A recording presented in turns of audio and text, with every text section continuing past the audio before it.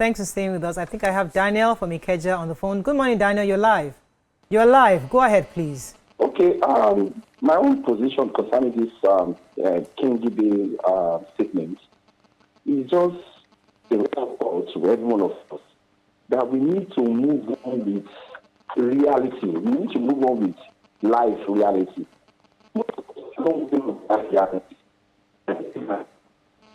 I discover my children love custard. They love custard. Custard is now expensive. I now remember how I was brought up. Now my mother gave me ogi. What is the difference between custard and ogi? I went to the market myself. I bought the maize. I soak it. I wash it thoroughly. I clean it. I turn it to ogi. And I make them understand. If the money comes, we'll buy custard. But for now, we go with ogi. So the reality is that we need to first of all, and I think is this our modern age parenting. That is why we make any looking up to the government.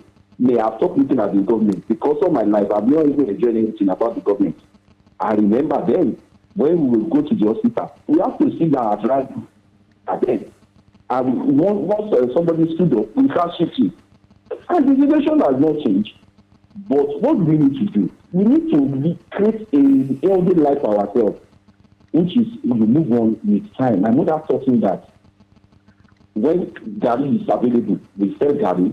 If kerosene is available, we sell kerosene. So it's better we ignore whatever they are saying. Because I'm having trouble hearing you properly, Daniel. It's quite difficult, but I hope our viewers heard quite a bit of what you said. You see, I like to also tread somewhat in the middle here because when Toko was speaking earlier, and I think when Nima was speaking, the truth is that today's leaders, many of them, in the 80s and the 70s, did exactly what young people are doing today. They were speaking against government. They were saying, they were not only speaking, they were also trying to participate, like just like you said, Rauf Aregbesola, the Fasholas of our time, the Femi Falanas of our time. They were all young rebels. They were speaking against the government. And they've all somewhat taken their place to see what they can, how they can participate for a better Nigeria. So I think I hear the part of, you can't just talk. You must get involved, because if you say, oh, the leaders are disconnected, where did they come from? They came from us. Senator Kingibe came from this system, from us. So she was also watching television like us, criticizing government, saying, no, I'm going to participate. Now she's there, we're not going to assume, oh, she's disconnected. Maybe not so. But also on the part of the responsibility of government.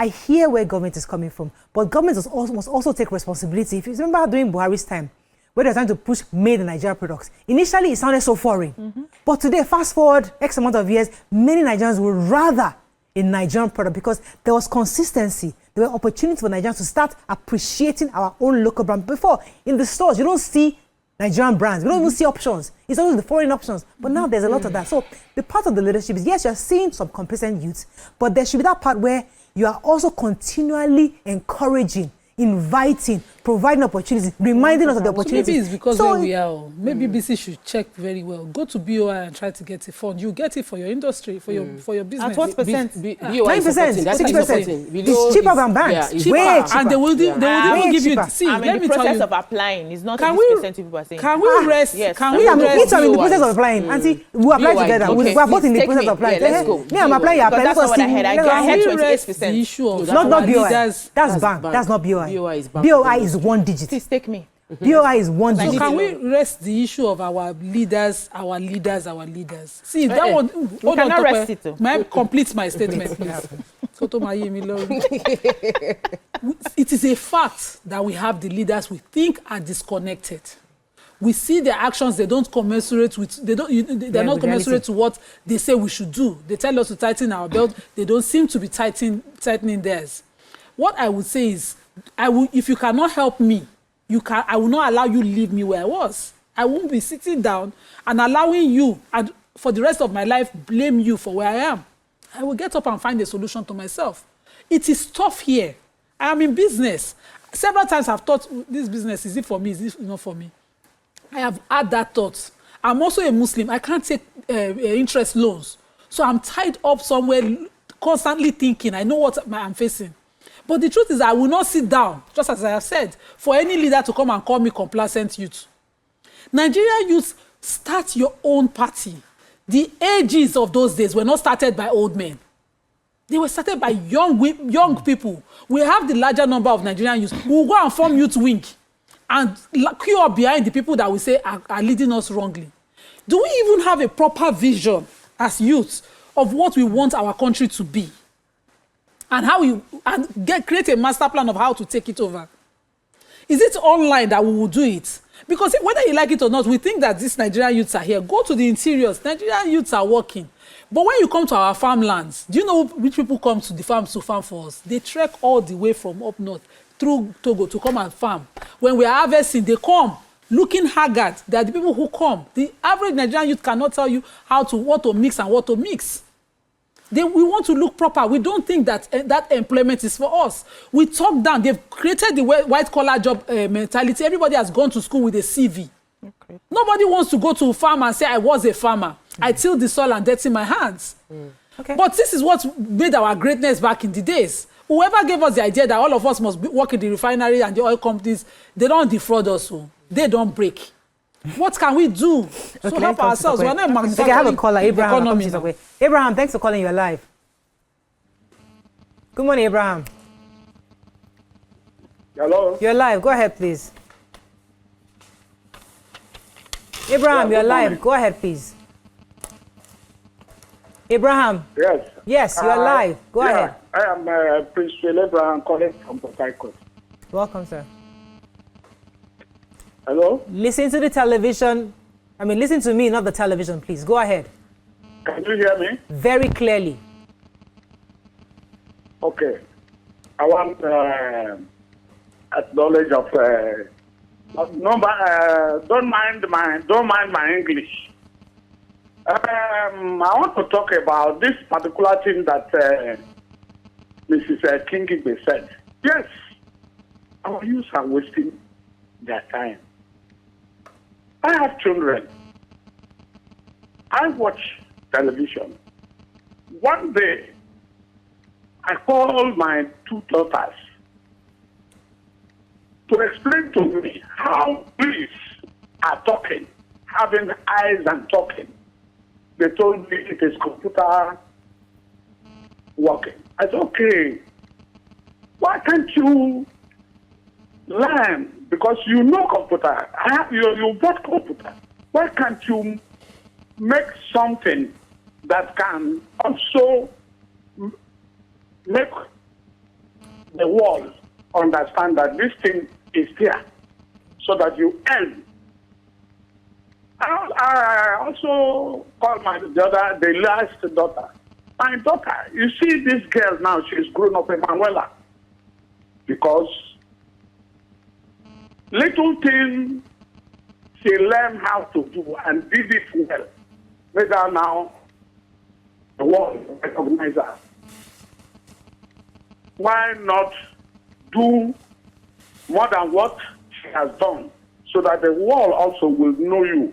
Okay. When we were born, we don't have computers.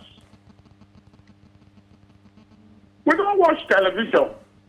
When one person, like in Abloma, one rich man bought television, those days, the whole of Abloma gathered there to watch what is happening. We felt that somebody was inside that television talking. Today, we come to understand that it is by this computer. I went to a eatery.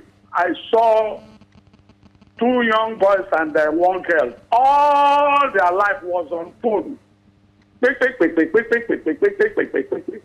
Nothing, just to dupe another person. Somebody made this thing for you to work on it. Why not you?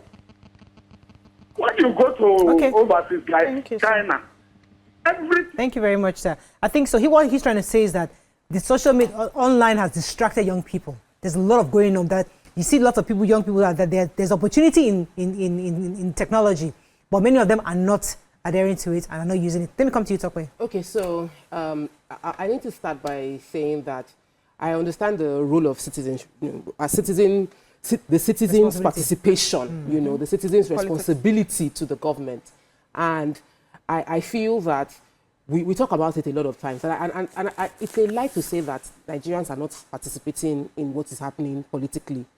In every climb, it's not majority. Even when our leaders were young, it wasn't majority that were involved in what was happening. It was a few of them that were involved, and when they took responsibility, it wasn't like everybody was on the road that time that all the protests were taking place. So I feel like we're overrating and undermining the effort of those who are dedicated to speaking up for the injustice happening within our country and the challenges and hunger people are facing. I also feel like it is not my job to constructively criticize you. If you contested if you say you're a politician, you contested for a role, you are a servant of the people, I don't need to be criticizing you in a constructive way. I don't need to, if I know the solution, I'll have contested. If I know the solution to Nigeria's problem, I'll have gone to go and pick up ballot paper and say, pick up a form and say, I want to become the governor, I want to become a senator. But you took it because you feel that you have ideas or solutions that will lift Nigeria, and you can constructively think about the solution. So don't throw the problem back to me like I am the problem. I'm not. The problem has happened. Everybody in politics right now knew there was a crisis when they were going to be contesting. True. They knew there was a problem. True. They knew they were going there to go and solve a problem. Don't complain. Solve the problem. Now, I feel that when we talk about Nigerians not wanting to farm, I'm doing farming. I'm not the one tilling the ground, and I'm not meant to. I'm employing people tilling the ground. It is hard work. I see them working, and I'm like, we can't continue like this. Our forefathers did it. They were also riding horses. Are we riding horses today? We have cars. Mm-hmm. Technology has been put in place to help increase our production. Yes. One person can farm 1 acre, but with technology, one person can farm 10 acres. So why are we having food crisis? Because one person is still struggling to farm 1 acre and there's insecurity joining it. So no matter what the farmers do inside the bush, when the insecurity, when herders come and attack them, is it the farmer that will now be fighting herders? How many farmers have left farming because of farmer crisis? True. We have the part where we will do as citizens, but there is a government intervention. I can't go and buy tractor. I can't afford it. I can't go and buy, even getting bulldozer to afford it. So I'm now using manual labor to be clearing the farm. Tractor. So for me to clear 1 acre of farmland, the manual labor takes a long time. If I use bulldozer, it becomes more expensive. There are many things that government needs to put in place. Yeah. There are many hardworking Nigerians. I engage them every day. So it is very wrong for a judgment to be passed on majority based on the few you are looking at. No, we are working. The pride of Nigeria on a global scale now is the entertainment industry and Hollywood industry. Those are young people. The government did not give them anything. They did it by themselves, sweat and blood. So we are squeezing some things out. You'll be shining and saying, I'm proud of you. The governor will shake them, all of that. But the ones that are complaining that they don't have things to do and they need your help and they are grumbling, they are looking for food to eat, you now say they are grumbling. That they should do constructive criticism. They should not insult. Let me take this call. Ola, thanks for calling. You're live. Ola, you're live. Go ahead, please. Okay, let me let you go. That's the way they're hungry, they feel construct. I don't know. And you cannot construct nada if you are hungry. So my problem is, if we, the citizens, complain, you, the leader, you not complain and throw it back at us. That's so. All of us are the same. I'm supposed to complain. You're supposed to say, calm down, no. This is the solution. Oh yeah, come and join me. Let's work on this solution. That's what I expect to hear. If I have to shout first for you to know what is right to do, you're not fit to be a leader as far as I'm concerned. So what I want to hear now is solution, solution, solution. We need to go back to the drawing board, right? You have seen that many people are sitting down waiting for white-collar job, and the government cannot afford to employ everybody. Then you ask yourself as a leader, where can we begin to change the mindset of the people? We see countries right now where in their nursery school, they have thrown away reading and writing first at the early years. Wait now, at the early years, in their nursery school now, they are farming, they are crocheting, they are knitting, they are cooking, they are fixing cars. They are nursery school. And when you catch children young at that age, where they are hands-on, you find that you are grooming them to be responsible, to be able to put on their thinking capacities. We are still operating the education the colonialists gave us so that we can become their servants. That's what we're still using our educational system. We are still operating based on, I read, I memorize, I vomit, I give you, I forget. That's what we're still doing till today. We are not sitting down with the education minister to say, how do we make these children begin to use their brain? Leave ABCD first. Let them get to a certain age, they will get it. There are people I know who did not start speaking English early. Today they speak English and they are good. It's not about that. It's not about English. Those countries we are looking up to now who are creating and manufacturing are starting young. We are seeing them, but we don't pay attention to those. Okay, then we ourselves will brandish certificates from different countries and we are feeling proud about it. Let me come to you for a second. Those who built these countries that we all admire is not the government, it's the private sector. It's a person who, even your Flutterwave or what's Andela, will say he was raised here. This same book, this education you're criticizing. Yeah. Regurgitate and give you and give back. It's the same way this young man Inyola was raised in this country. How many did his degree? No, he studied here. Yeah. Now this guy created a unicorn such that it's globally recognized. The point I'm trying to make is that it is not government that will give you the solution, because that's the mentality a lot of us have. Governments give us the solution. No. The private, most economies are led by private sector. Yes. It is you who learn and see what's the point. It's the problem that we have. That you go back and think of a solution and see how I can do. So a Flutterwave, for example, came with a solution. You're taking it away from what I'm trying to say. I'm telling you, I'm trying to make you understand the various levels. Yes.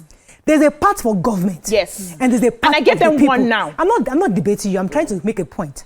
The point I'm trying to make is that a lot of young people who are here, homegrown, have solutions to Nigeria's problems. Okay. Now, before we start sitting back and waiting for Nigeria to say, government, come and take this. No. We are the ones to say, okay, this is what I am proposing to be a solution. Now, which government agency can I go to and give them this idea and see if I can get the support? It's a whole different conversation. Yes, that's one. Let me quickly say something. So I've seen people who have created things and gone to government, and somehow they were shut down. Oh yes, they could not push. Absolutely, they were just shut down and they forgot about it. Many of them relocated. Yes. Right. That's on one hand. Secondly, there's a role for the citizens, like those of us that are running businesses and say, okay, this is the aspect I want to create a solution for. There's that, but there's an enabling environment and a conscious mindset change that can only come from government, and it starts with education. We have more public schools with more poor people today. Leave the private schools. They are doing what they are doing. How many of you can afford to pay to be in the private schools? So we have private schools that are actually paying and doing all of these things, but how many Nigerians can afford it? So you as a government will look at your public school and say, how do we change the curriculum in such a way that we begin to teach creativity and we enforce it on this level to be able to empower more people? That's the job of government. Fashola will tell you I went to public school from start to finish. That's what, how many Fasholas are there? I'm telling you that many, even your deputy governor today, there, Hamza. How many Fasholas are there? So let's leave this public and private school thing. For me, we can't leave it. I'm telling you. How many of them are there? Children in the schools they went. I'm telling you. Let me go on a short break. We'll